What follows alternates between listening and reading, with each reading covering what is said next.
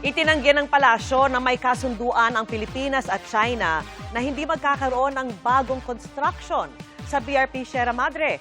Yan kasi ang ginigiit ng Chinese ambassador kung bakit umano lumapit ang China Coast Guard at nauwi sa pangahataw ng baton sa 2 sundalong Pilipino. Nakatutok si Ivan Mayrina. Parangal na order of Lapu-Lapu at tig 100,000 pesos sa tulong pinansyal ang personal na inabot ni Pangulong Bongbong Marcos kina Seaman First Class Underwater Operator Carmelo Aballe at Private Eric Lasida. Silang dalawang kawani ng Philippine Navy na nasugatan ng hampasin ng mga taga-China Coast Guard malapit sa BRP Sierra Madre sa Ayungin Shoal.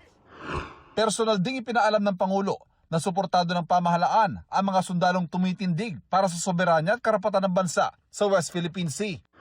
Direkta rin sinabi ng Pangulo kay Chinese Ambassador Jing Chuan na ayaw niyang maulit ito.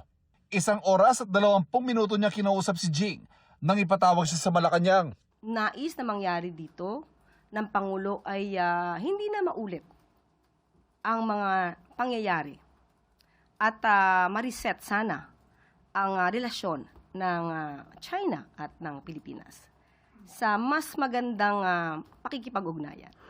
Nauna lang sinabi ng Chinese Ambassador sa isang panayam na naging constructive at hindi humantong sa sisihan ang pulong.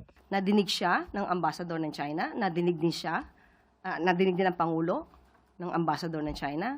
So with that, sana magkaroon ng mas magandang resulta. Kahit dagdagang insidente sa Ayungin Shoal sa mahaba ng listahan ng karahasan mula sa China na ikinasugat ng ating Navy o Coast Guard, umaasa ang Pangulo sa reset.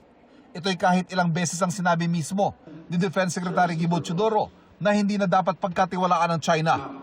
Itinanggi muli ng Malacanang ang sinasabi ng Chinese Ambassador na paglabag sa tinawag ng China ang kasunduan nito at ng Pilipinas na hindi magkakaroon ng bagong construction sa BRP Sierra Madre. Ilabas daw muna nito ang kasunduan kung merong formal na kasulatan. We are always be in good faith. Mahirap makipag-deal. Kapag ang kausap mo, iniisip mo agad magsisinungaling. Ivan Mayrina, Nakatutok, 24 Oras.